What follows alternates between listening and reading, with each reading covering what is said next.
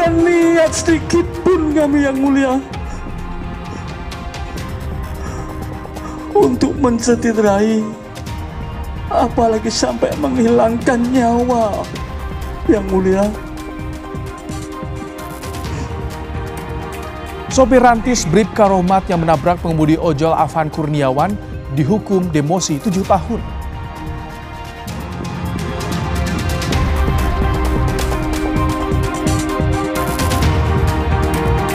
Polisi geledah kantor Lokataru Foundation imbas penangkapan Direktur Eksekutif Lokataru Del Pedro Marhain yang diduga menyebar hasutan yang menimbulkan kericuhan.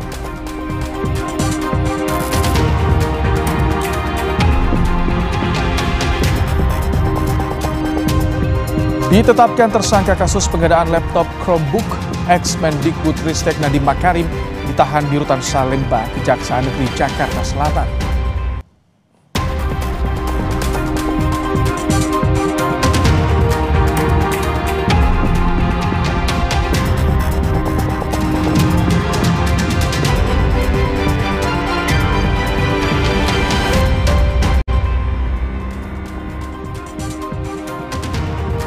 Halo, selamat malam saudara. Anda kembali menyaksikan program Kompas Malam bersama saya Rahmat Ibrahim. Selain 3 informasi tadi, kami juga masih memiliki informasi lainnya untuk menemani Anda di malam hari ini. Langsung saja kita simak informasi pertama di Kompas Malam saudara. Sejumlah perwakilan mahasiswa hadir di Istana Kepresidenan Jakarta pada Kamis malam dan diterima Mensesnek. Mahasiswa akan menyampaikan sejumlah aspirasi pada Presiden Prabowo. Sebelumnya mahasiswa juga melakukan audiensi dengan pimpinan DPR soal demonstrasi, nasib RUU perampasan aset, juga masalah tunjangan anggota DPR.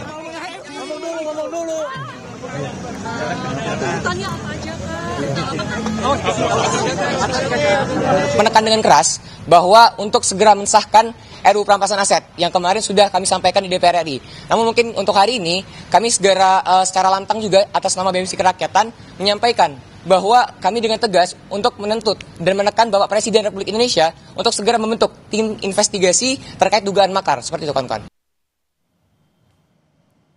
Kita langsung menuju ke istana, ada jurnalis Kompas TV Alfa Nia Rizky. Selamat malam Alfa. Jadi apa yang disampaikan perwakilan mahasiswa ke Mensesnek di istana, Alfa?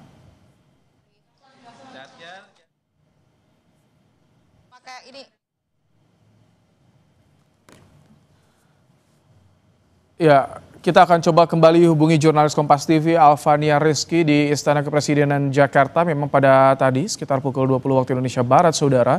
Ini adalah visual bagaimana rombongan perwakilan dari mahasiswa yang tiba di Istana Kepresidenan untuk menyampaikan beberapa tuntutan dan juga aspirasi kepada Presiden. Kita akan sapa kembali Alfa Nia Rizky. Selamat malam Alfa. Jadi apa saja disampaikan perwakilan mahasiswa ke Mensesnek di Istana, Alfa? Ya, selamat malam Ibrahim dan juga saudara. Tadi cukup panjang ya konferensi pers yang dilakukan oleh perwakilan mahasiswa yang melakukan audiensi dengan pemerintah, tepatnya dengan Menteri Sekretaris Negara Prasetyo Hadi dan juga Mensaintek Dikti Brian Yuliarto yang dilaksanakan di Istana Negara Kepresidenan Jakarta. Tadi pertemuan berlangsung sejak sekitar pukul 6:30 malam dan baru selesai pukul 10, memakan waktu yang lama karena tuntutan yang disampaikan oleh hampir 30 perwakilan mahasiswa ini atau organisasi kemahasiswaan ini disampaikan atau dijabarkan semua kepada pemerintah. Baik itu tuntutan 17+8, 17 tuntutan jangka pendek dan 8 tuntutan jangka panjang ini disampaikan langsung, serta tuntutan untuk tidak membatasi pergerakan demonstrasi mahasiswa. Ini juga tadi menjadi poin yang cukup penting didengar oleh pemerintah, mengingat kejadian yang baru-baru ini terjadi di Unisba dan juga Unpas Bandung.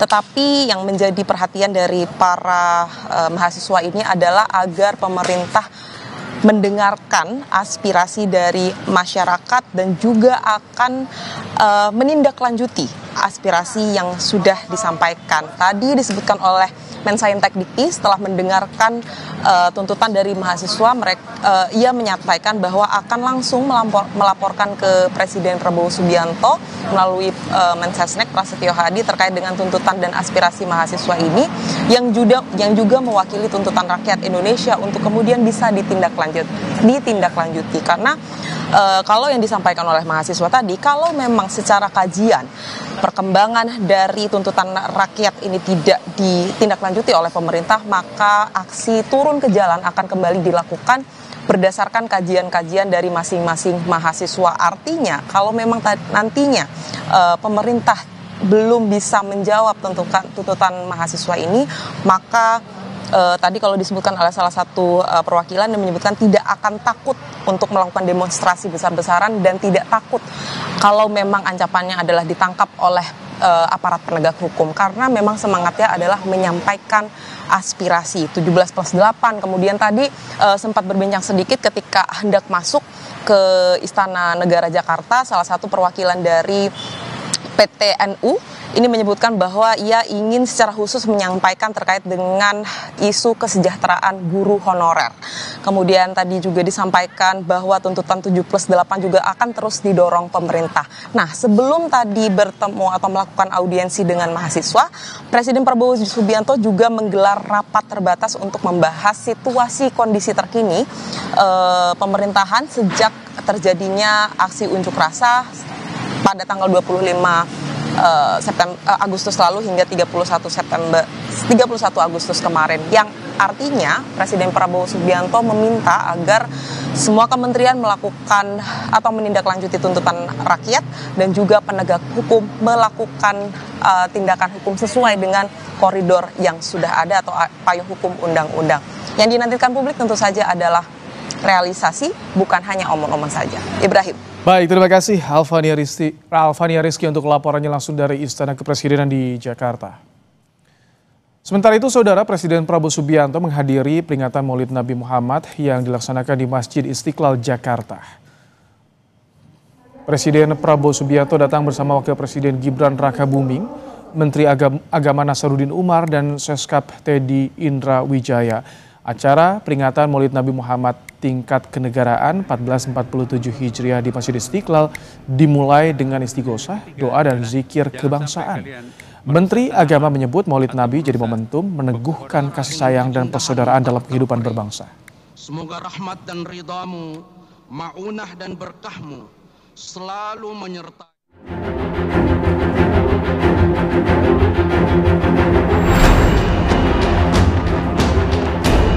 Kami berharap amanat yang dibebankan kepada pundak-pundak bapak-bapak sekalian itu betul-betul dijalankan untuk amanat rakyat.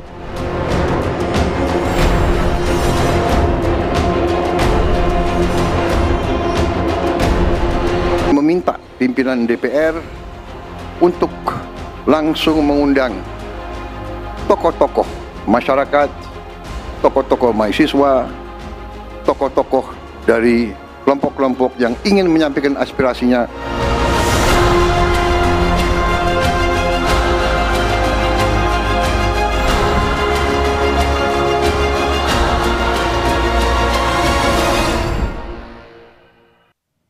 Saudara, Kamis sore, Presiden Prabowo memanggil Kepala Badan Intelijen Negara atau BIN Muhammad Herindra dan dua penasihat khusus Presiden ke Istana pada Kamis petang. Saudara, Kepala BIN Herindra bilang ia punya informasi penting yang harus disampaikan langsung ke Presiden. Selain Kepala BIN, penasihat khusus Presiden bidang politik dan keamanan Wiranto juga ke Istana.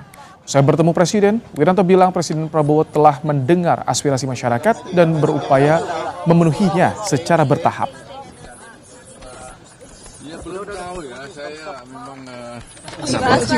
Yang atau saya dipanggil Presiden. Pak, membahas kondisi hari ini berarti Pak, ya, pasca kerusuhan. Tentunya ada informasi yang harus saya sampaikan kepada Presiden, itu aja. Yang diundang siapa saja Pak? Informasi soal dalam kericuhan Pak.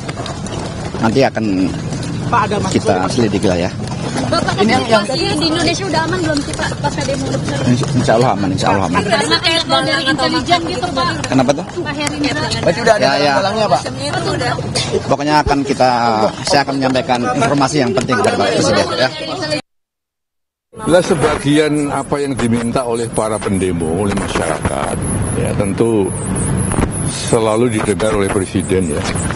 Dan Presiden juga tentu sedapat mungkin telah mendengarkan itu, kemudian memenuhi apa yang diminta. Tentunya tidak serentak ya, semua dipenuhi. Kalau semua permintaan dipenuhi kan juga repot ya. Oleh karena itu tentu kita nyerahkan saja kepada Presiden yang saya tahu beliau sangat memperhatikan, sangat mendengarkan, dan responsif ya terhadap apa yang diharapkan rakyat. Gelombang demonstrasi yang terjadi pada 25 hingga 31 Agustus lalu melahirkan 17+8 tuntutan rakyat yang menanti dijawab dengan solusi. Ada dua bagian tuntutan yang disampaikan, 17 tuntutan rakyat dalam 1 minggu dan 8 tuntutan rakyat dalam 1 tahun. Di antaranya bentuk tim investigasi independen kasus korban kekerasan dan pelanggaran HAM oleh aparat selama demonstrasi 28 hingga 30 Agustus. Hentikan keterlibatan TNI dalam pengamanan sipil, kembalikan TNI ke barak. Bebaskan seluruh demonstran yang ditahan dan pastikan tidak ada kriminalisasi demonstrasi.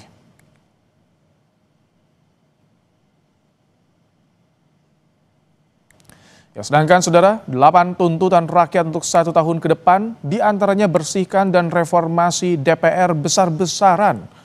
Reformasi partai politik dan kuatkan pengawasan eksekutif. Susun rencana reformasi perpajakan yang lebih adil. Sahkan dan tegakkan undang-undang perampasan aset koruptor.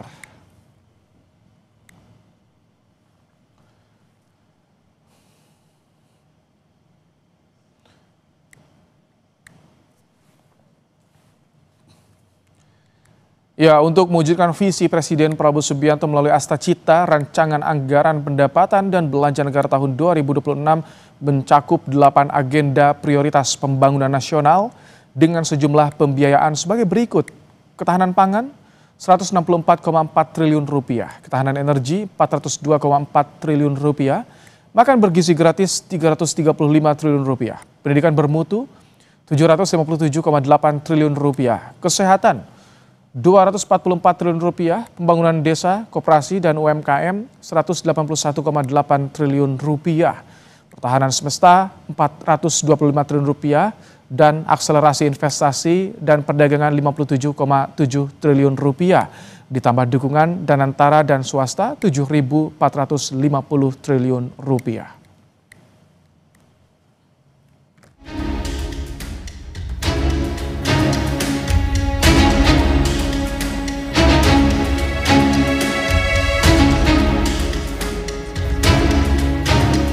Suara-suara kritis terus digaungkan. Satu persatu tuntutan mahasiswa disampaikan di DPR Selasa 3 September lalu.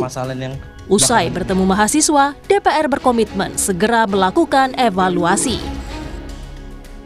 Kami dalam audiensi tadi juga sudah menyampaikan bahwa DPR juga dalam waktu yang singkat-singkatnya akan melakukan evaluasi menyeluruh baik terhadap tunjangan maupun keterbukaan kegiatan DPR, itu termasuk yang di dalam 17/4. Wakil rakyat memang membuka pintu dialog, menampung aspirasi. Tapi lebih dari itu, rakyat ingin perbaikan. Langkah nyata menjawab tuntutan soal urusan perut rakyat hingga politik yang melibatkan masyarakat. Tak hanya mahasiswa, influencer juga turun ke jalan menyuarakan hal yang sama. Mereka diterima langsung oleh anggota DPR Andre Rosiade dan Rieke Diah Pitaloka. Menyampaikan duka cita mendalam atas jatuhnya korban yang kemarin dalam peristiwa September gelap setidaknya bagi saya pribadi. Dan tentu saja kami juga mohon dukungan karena ini juga lagi rapat resmi. Mudah-mudahan tuntutan rakyatnya bisa ditambah, yaitu kita sedang rapat dengan Kemendag. Ini kita lari ke sini untuk menerima teman-teman, yaitu turunkan harga kebutuhan pokok. Tuntutan kepada DPR dengan kodifikasi 17+8 juga meminta perbaikan dan komitmen atas sejumlah hal. Tidak hanya menyasar DPR, namun juga untuk pemerintahan Prabowo. Mulai dorongan pembentukan tim investigasi, pengusutan kekerasan saat aksi demo, tuntutan langkah darurat mencegah PHK massal, hingga akuntabilitas kasus hukum. Faktor kondisi ekonomi masyarakat yang timpang dengan pendapatan pejabat negara menjadi pemicu gelombang unjuk rasa yang terjadi. Menanggapi adanya tuntutan yang disampaikan rakyat, Menko Yusril Iza Mahendra menegaskan Presiden sudah memberikan arahan pada Menteri untuk merespons tuntutan rakyat, termasuk dari mahasiswa. Mendikti juga diberikan arahan oleh Pak Presiden untuk memberikan satu respon yang sebaik-baiknya terhadap aspirasi yang berkembang di kalangan mahasiswa, dan kita percaya Pak Mendikti juga selama ini sudah melakukan pendekatan-pendekatan dan dialog dengan para mahasiswa. Menko Perekonomian Erlangga Hartarto juga menyampaikan jika program pemerintah Prabowo sudah mengakomodir tuntutan rakyat di bidang ekonomi. Salah satunya soal mencegah PHK massal. Kan mencegah PHK massal itu sudah menjadi bagian daripada tugas pemerintah. Tadi kami sampaikan kalau deregulasi itu dilanjutkan di beberapa industri di Jawa itu akan bisa meningkatkan 100.000 lebih tenaga kerja. Kalau ini kita sedang siapkan terus. Kebijakan Presiden Prabowo dalam menanggapi seluruh aspirasi rakyat diuji. Tuntutan 17+8 memiliki tenggat waktu hingga Jumat 5 September 2025 untuk direspons oleh pemerintah. Tim Liputan, Kompas TV.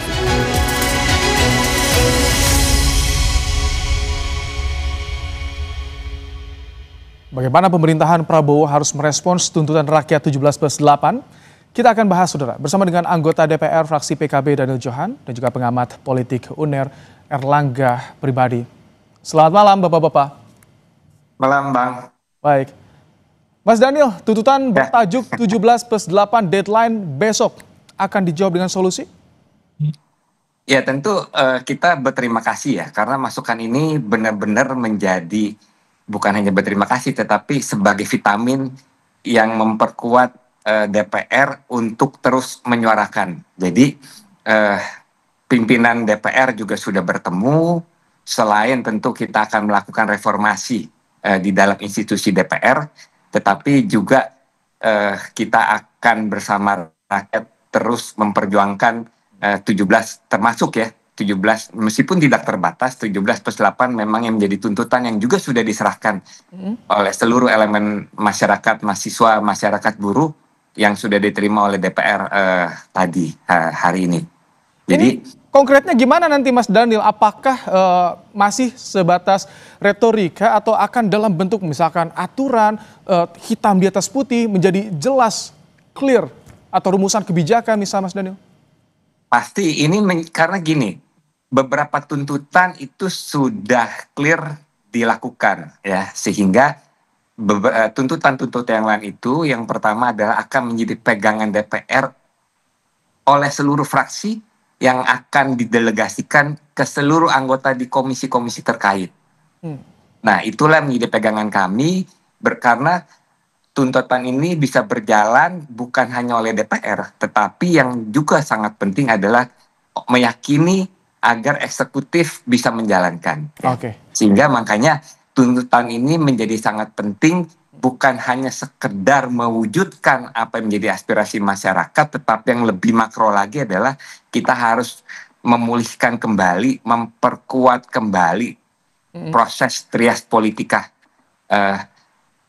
dalam demokrasi kita, ya, sehingga kekuatan eksekutif, kekuatan yudikatif dan legislatif itu harus berjalan seimbang karena itu akan membuat kesejahteraan, memastikan kesejahteraan dan kepentingan rakyat itu bisa terwujud. Kalau ada kepincangan, nah itu yang menjadi masalah nanti. Oke, Mas Erlangga, ada jawaban dari DPR, eksekutif juga sebagian sudah menjawab. Ini sudah menjadi solusi bagi yang disuarakan rakyat di 17+8. Iya, kalau saya pikir bahwa pertama-tama harus dilihat tuntutan 17 dan 8 yang dikumandangkan oleh menjadi bagian aspirasi rakyat ini sudah benar-benar merangkum secara konkret, secara detail tentang apa yang menjadi keresahan dan kehendak masyarakat kita, rakyat kita. Nah, dalam konteks ini tentu meskipun tadi dari anggota Dewan ya, Bang Daniel Johan sudah mengatakan bahwa sudah dilaksanakan beberapa di antaranya, tapi tetap bahwa rakyat harus terus memantau, harus melakukan kontrol terkait dengan terselenggaranya berbagai macam tuntutan-tuntutan yang dijanjikan atau dikatakan sudah akan dilaksanakan. Karena apa? Karena memang sebetulnya kalau kita berpikir secara jernih tentang 17 dan 8 tuntutan, 17 yang segera harus dilaksanakan, 8 tuntutan yang 1 tahun ke depan harus dijalankan, itu justru memiliki menurut saya nuansa atau harapan yang positif dalam konteks untuk memecah kebekuan komunikasi politik antara elit dan rakyat, dan juga untuk membangun suatu tatanan demokrasi yang baik, terselenggara dengan baik dan sehat, serta membuka kembali harapan rakyat yang selama ini mengalami problem-problem persoalan-persoalan ekonomi. Nah, oleh karena itu, maka tuntutan-tuntutan 17 dan 8 tadi yang memang penting dan krusial itu harus menjadi bagian dari tanggung jawab responsibility dari para elit, dari presiden, dari DPR, dari berbagai pihak, sehingga kemudian ada kepercayaan yang kuat dari masyarakat terhadap terselenggaranya kehidupan bernegara. Mas Erlangga, kalau misalkan dirunut dari pangkal persoalan, menurut Anda kebijakan mana yang paling memiliki andil menjadi pangkal persoalan adanya gelombang unjuk rasa di akhir Agustus kemarin? Dan ini perlu dibenahi. Kalau saya melihat, pangkal persoalan itu ada 3 hal. Pertama itu terkait dengan persoalan ekonomi, beratnya kondisi keekonomi, dan kemudian yang kedua terkait dengan keresahan tentang bagaimana beberapa tahun terakhir telah terjadi regresi demokrasi, pelemahan demokrasi, dan ketiga juga persoalan tentang bagaimana hubungan-hubungan relasi antara masyarakat, rakyat, dan elit politik, di mana elit dipandang oleh masyarakat ketika kondisi kehidupan ekonomi sedang susah, tapi perilaku dan tindakan elit tidak mencerminkan bela rasa terhadap kesulitan yang dihadapi oleh rakyat. 3 hal tersebut yang menjadi akar pemicu sehingga kemudian terjadi ledakan-ledakan sosial dalam konteks yang terjadi saat ini. Ada 3 hal yang menjadi pemicu, Bang Daniel, soal ekonomi, kemudian juga pelemahan demokrasi dan relasi rakyat dan juga pejabatnya. Karena ini yang disorot juga kemarin, sebetulnya bagaimana sikap partai politik terhadap anggota DPR yang dinilai tidak etis. Bagaimana Anda melihat solusinya seperti apa nih harusnya Bang Daniel dari DPR? Ya, kami setuju banget ya. Bahkan kalau PKB itu hari Senin kami sudah langsung rapat pleno, bahkan sudah ada perintah dari DPP untuk melakukan sejumlah keputusan yang harus dilakukan seluruh kader, khususnya seluruh eksekutif yudikatif yang ada di PKB ya. Jadi dan sebagian besar malah sudah sejalan dengan 17+8 tuntutan masyarakat ya. Dan kami sangat 100% setuju dengan Bang Erlangga bahwa masyarakat lagi susah sekarang ya. Sehingga kita harus benar-benar berjuang eksekutif, legislatif untuk empati. Bukan hanya empati tetapi kita benar-benar berjuang secara struktural, secara sistem, secara APBN, bagaimana jangan sampai terjadi PHK secara masif. Ya. Nah, di kondisi seperti itu, pajak jangan dinaikin dong, rakyat menjerit. Orang lagi susah cari makan, baru di PHK, pajak PBB naik, pajak apa? Berarti Anda setuju juga soal ini, bekukan kenaikan gaji, kemudian tunjangan DPR, setuju? Sangat setuju, kami sangat setuju. Karena itu sangat tidak empati terhadap masyarakat yang lagi sulit. Ada persetujuan dari Daniel Johan tadi Mas Erlangga, tapi kan di DPR bukan hanya PKB, bukan hanya seorang Daniel Johan, tapi juga harus melibatkan 500 anggota yang bagaimana ini mengarahkan agar mereka juga aware dengan kondisi seperti ini, Mas Erlangga? Iya, mau tidak mau memang harus setuju dalam kondisi sekarang gitu. Karena kita sama-sama tahu bahwa rakyat ini dalam kondisi sulit. Kalau misalnya kita lihat misalnya data selama 5 tahun terakhir, itu menunjukkan data dari 2019 sampai 2024 terjadi pelemahan dan turunnya angka kelas menengah kita. Jadi turunnya itu sampai 9 juta jiwa lebih. Dari 157 sampai kemudian dari 57 sampai sekitar 47-48 juta. Nah, itu kan menunjukkan bagaimana kemudian kondisi kesejahteraan dari rakyat kita sebetulnya tidak baik sekarang. Nah, dalam kondisi ini maka kemudian saya mengistilahkan penting adanya bela rasa dengan tindakan-tindakan yang konkret gitu. Artinya kalau kita lihat kan sebetulnya pendapatan dari berbagai macam dari berbagai macam pos DPR kita kan sudah cukup besar gitu kan. Nah, artinya saya pikir gitu bahwa pemangkasan itu yang memang harus, dan kalau perlu bahkan berani untuk memotong dana ataupun pendapatan dari DPR untuk menunjukkan komitmen tersebut. Kenapa ini penting? Karena agar rakyat itu tidak merasa sulit sendirian. Tidak merasa kondisinya sedang dilemahkan secara ekonomi sendirian. Ada satu kesamaan, ada ekspresi bahwa kita sama-sama sedang menghadapi kondisi yang tidak baik, yang sulit. Dan saya pikir kalau kita melihat kondisi mentalitas masyarakat Indonesia, prihatinan apabila kemudian rakyat tahu bahwa elit sendiri juga prihatin, itu cukup memberikan nuansa positif bagi perbaikan kondisi kita sekarang sebetulnya. Oke. Tadi dipaparkan oleh Erlangga bagaimana Mas Daniel persoalan ketenagakerjaan, ekonomi lah ini yang begitu disorot. Tapi dari DPR, dari PKB pendukung pemerintah, kebijakan mana sih yang sebetulnya harus segera dibenahi agar persoalan ini bisa segera selesai dan menjawab keresahan publik, Mas Daniel? Ya, makanya kami berterima kasih ya dengan diserahkannya tuntutan ini sungguh menjadi senjata bagi kami di DPR ya. Untuk kami suarakan, kami perjuangkan di seluruh komisi terkait masing-masing ya. Beberapa yang penting, pajak terhadap rakyat jangan dibebani di tengah kondisi rakyat lagi sulit ya.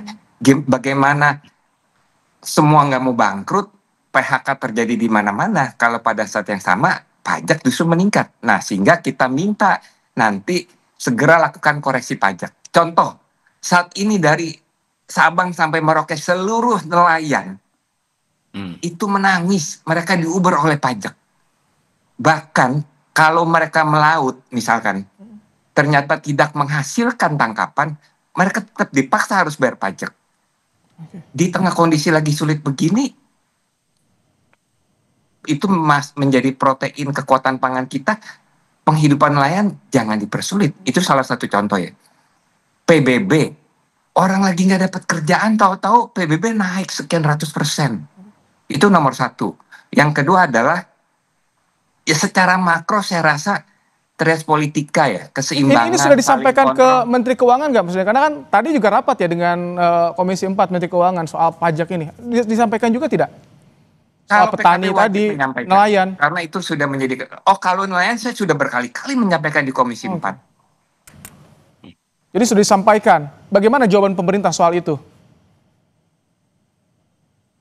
Pemerintah ya banyak alasan, tetapi pemerintah harus lihat rakyat lagi di ujung tanduk. Kalau pemerintah salah langkah, salah melakukan kebijakan, itu akan menjadi api dalam sekam. Ya, kegagalan untuk mengelola kehidupan rakyat itu akan berdampak terhadap efektivitas pemerintah melakukan program-program dan kebijakannya. Ya. Sehingga saya rasa seluruh kejadian ini menjadi dorongan kuat bagi DPR untuk melakukan politik anggaran secara tepat. Oke. Kita tunggu bagaimana komitmennya, aksi yang konkretnya, karena rakyat tentu tidak butuh retorika semata, perlu yang nyata yang bisa langsung terasa. Terima kasih Mas Daniel Johan, Mas Erlangga pribadi telah bergabung di Kompas Malam hari ini. Pak Erlangga, selamat malam. Selamat Maulud. Saudara sopir Rantis Bribka Rohmat yang menabrak pengemudi ojol Afan Kurniawan dihukum demosi 7 tahun. Sedikit pun kami yang mulia untuk mencederai, apalagi sampai menghilangkan nyawa yang mulia.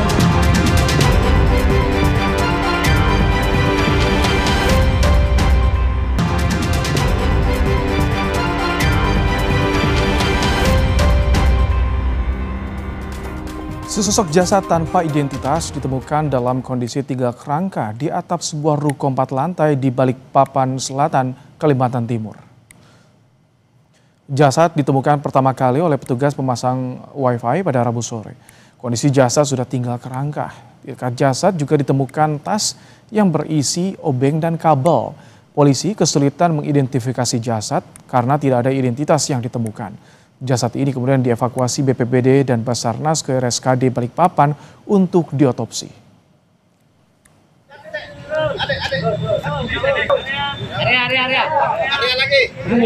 Berada di atas atap di lantai 3. Kebetulan ruko tersebut masih kosong, tapi kita temukan satu buah tas. Ya, satu buah tas itu berisi ada semacam obeng, termasuk kabel-kabel. Dan untuk sementara identitas juga belum kita temukan siapa. Nanti dari pihak Inapis bersama dengan Rumah Sakit Umum. Sopir rantis Bribka Rohmat yang menabrak pengemudi ojol Afan Kurniawan dihukum demosi 7 tahun. Majelis Sidang Etik Polri menjatuhkan sanksi berupa demosi 7 tahun atau berdasarkan sisa masa dinas di institusi Polri bagi Bribka Rohmat. Anggota Satuan Brimob Polri itu menjadi sopir rantis yang menabrak pengendara ojek online Afan Kurniawan. Bribka Rohmat mengaku hanya menjalankan tugas pimpinan. Memutuskan Rohmat Bribka NRP. Kami mohon kepada orang tua almarhum Afan Kurniawan dapat membukakan maaf karena kejadian tersebut. Saya sebagai Bayangkara Brimob, Bayangkara Polri hanya menjalankan tugas perintah pimpinan, bukan kemauan diri sendiri.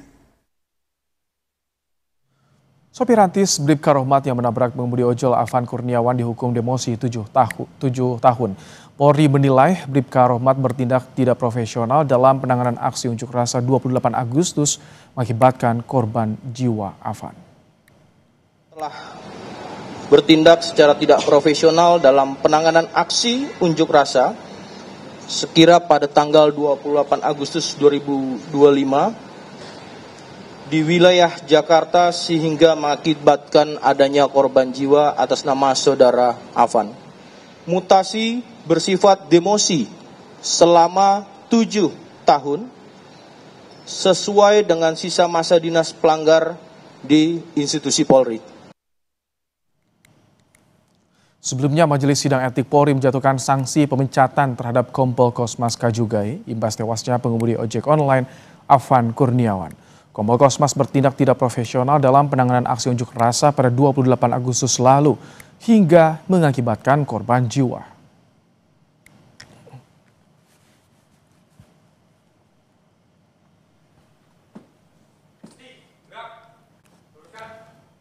Saudara, polisi menggeledah kantor Lokataru Foundation imbas penangkapan Direktur Eksekutif Lokataru Del Pedro Marhaen yang diduga menyebar hasutan yang menimbulkan kericuhan. Penyidik Polda Metro Jaya menggeledah kantor Lokataru di Pulau Gadung, Jakarta Timur pada Kamis sore. Dalam penggeledahan selama 2 jam, polisi menyita sejumlah barang, diantaranya buku dan spanduk dan publikasi hasil penelitian. Sebelumnya, Direktur Eksekutif Lokataru Del Pedro Marhaen ditetapkan tersangka atas dugaan penghasutan terhadap pelajar terkait demonstrasi dan perusakan yang terjadi pada 25 hingga 31 Agustus lalu. Bukan Bang, ini Bang, Abang kasih kami daftar kan belum.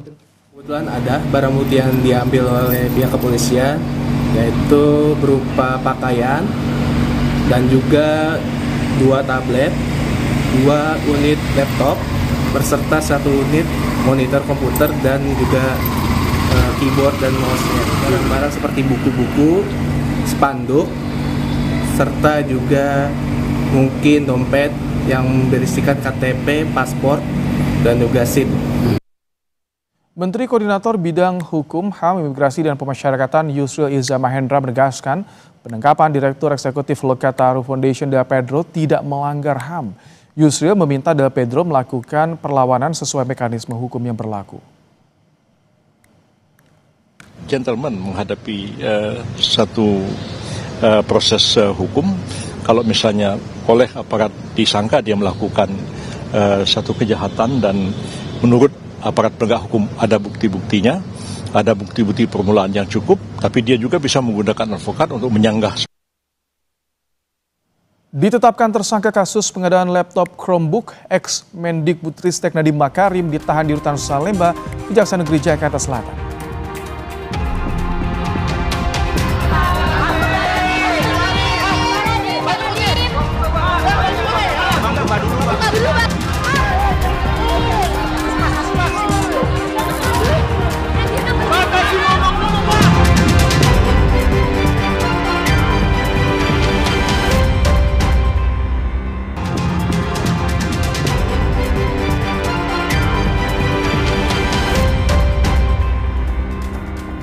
Kejaksaan Agung menetapkan Nadiem Makarim tersangka kasus pengadaan laptop Chromebook. Nadiem dijerat tersangka dalam perannya sebagai Mendikbudristek. Nadiem ditetapkan sebagai tersangka setelah 3 kali menjalani pemeriksaan sebagai saksi. Nadiem ditahan selama 20 hari ke depan di Rutan Salemba, Kejaksaan Negeri Jakarta Selatan. Dalam kasus ini, Kejagung telah menetapkan 4 tersangka dugaan korupsi pengadaan laptop berbasis Chromebook di Kemendikbudristek tahun 2019 hingga 2022 yang merugikan negara hingga 1,98 triliun rupiah.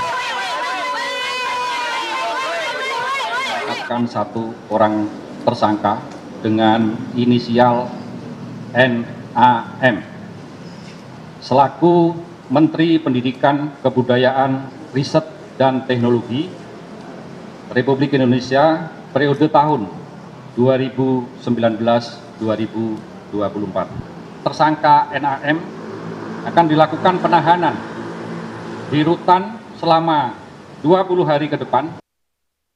Ditetapkan jadi tersangka, Nadiem bilang dirinya bersalah. Di dalam mobil tahanan, Nadiem bilang memasrahkan segalanya pada Tuhan. Oke, kata-kata Pak, keluarga saya dan 4 balita saya. Iya Pak, kata-kata terus Pak, kuatkan diri. Terus Pak, kebenaran terus akan ditunjukkan. Ya terus Pak. Ada lagi Pak. Ada lagi Pak. Ada lagi Pak. Ada lagi Pak. Pak Nadiem, terus Pak. Allah tahu kebenaran. Ya. Bagus.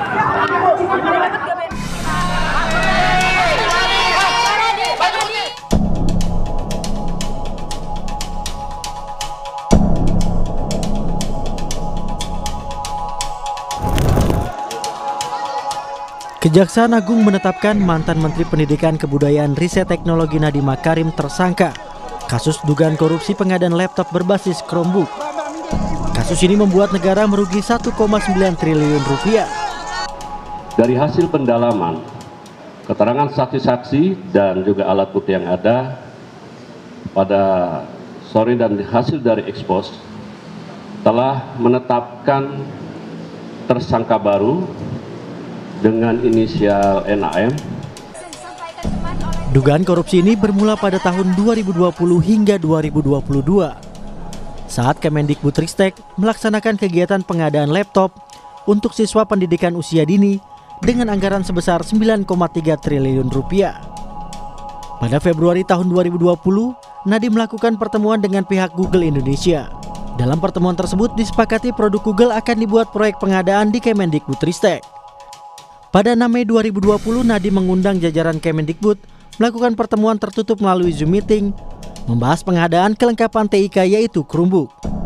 Dan pada Februari 2021, Nadiem selaku Menteri menerbitkan Permendikbud nomor 5 tahun 2021 tentang petunjuk operasional dana alokasi khusus fisik reguler bidang pendidikan tahun anggaran 2021.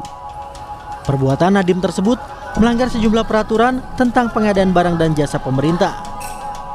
Ketentuan yang dilanggar: 1. Peraturan Presiden nomor 123 tahun 2020 tentang petunjuk teknis dana alokasi khusus fisik tahun anggaran 2021. Kedua, Peraturan Presiden nomor 16 tahun 2018 sebagaimana telah diubah dengan Peraturan Presiden nomor 12 tahun 2021 tentang pengadaan barang jasa pemerintah. Ketiga, Peraturan LKPP nomor 7 tahun 2018 sebagaimana telah diubah dengan Peraturan LKPP nomor 11 tahun 2021 tentang pedoman perencanaan pengadaan barang jasa pemerintah. Selain Nadiem, sebelumnya Kejagung juga telah menetapkan 4 orang tersangka dalam kasus korupsi pengadaan laptop Chromebook. Mereka adalah mantan staf Susmendikbudristek era Nadiem, Juristan, ex-konsultan teknologi di lingkungan Kemendikbudristek Ibrahim Arif, Direktur Jenderal PAUD Pendidikan Dasar dan Pendidikan Menengah Kemendikbudristek tahun 2020 hingga 2021 Mulya Syahda, dan Direktur Sekolah Dasar Kemendikbudristek Sri Wahyuningsih.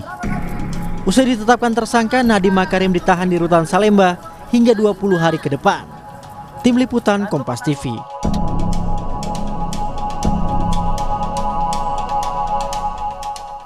DPR RI melantik Rusdi Mase Mapasesu menjadi Wakil Ketua Komisi 3 DPR mengganti Ahmad Sahroni pada Kamis pagi.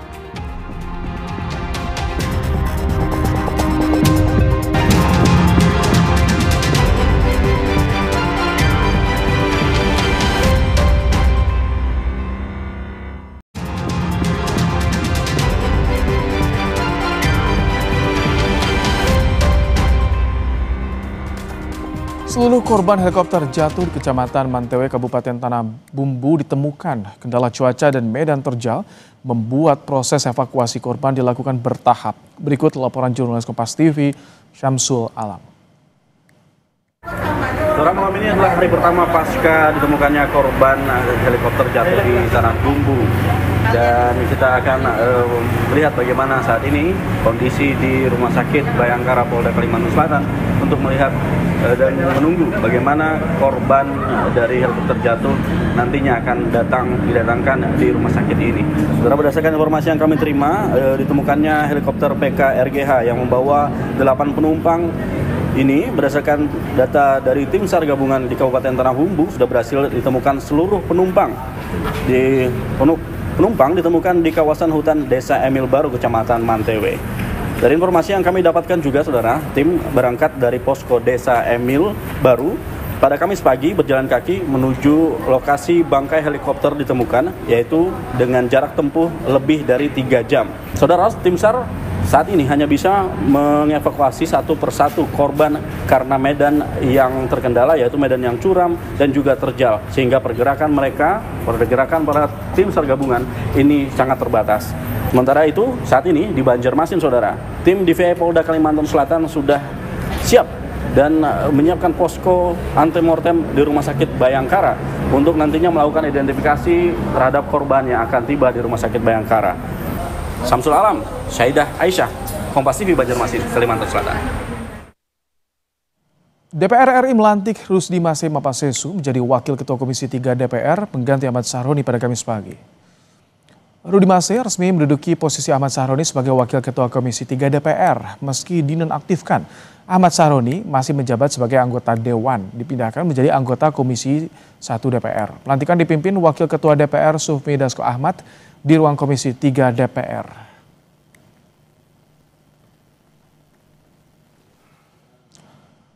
Menteri Keuangan Sri Mulyani mengenang salah satu benda yang dijarah di rumahnya di Bintaro, Tangerang Selatan bukan barang mewah, melainkan lukisan bunga karya seni pribadinya yang memiliki nilai emosional. Dalam akun media sosial pribadinya, Sri Mulyani bercerita, bagi penjarah, lukisan itu hanya dianggap bernilai uang.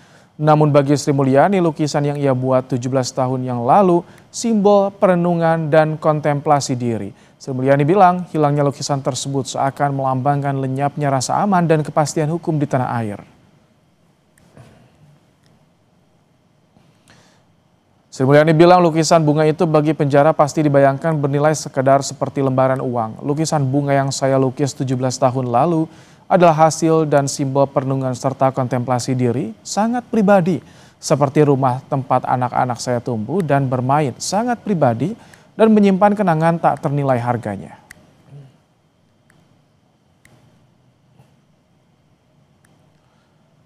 Jelang libur panjang akhir pekan, lalu lintas di Tol Cikampek mulai ramai dilintasi kendaraan dari arah Jakarta menuju Bandung dan Cirebon.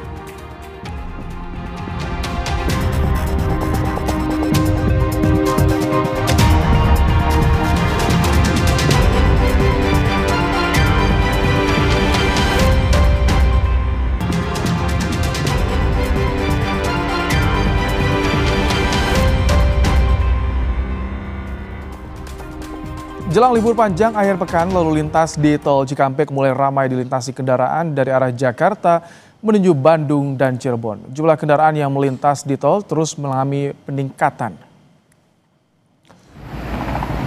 Lalu lintas di Tol Cikampek didominasi kendaraan pribadi melintas dengan kecepatan sekitar 30 km per jam. Polisi menyiapkan rekayasa lalu lintas, kontraflow, serta kanalisasi kendaraan di pintu masuk rest area KM 57 Tol Cikampek. Di Tol Cipularang Purwakarta, kendaraan yang menuju arah Bandung terpantau ramai lancar pada Kamis malam. Begitupun arah sebaliknya. Peningkatan arus kendaraan terlihat di kilometer 79 sejak Kamis sore.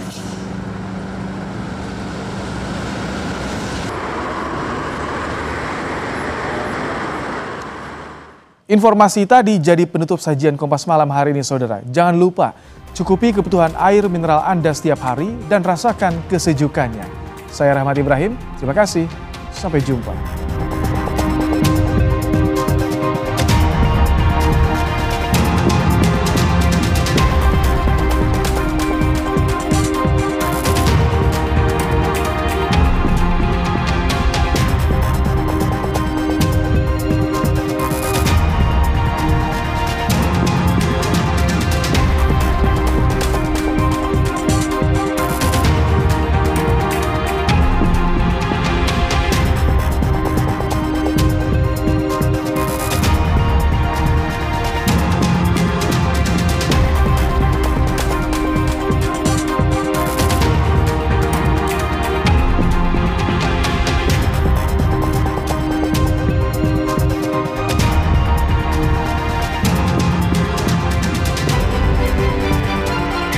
Terima kasih Anda telah menyaksikan Kompas Malam yang didukung oleh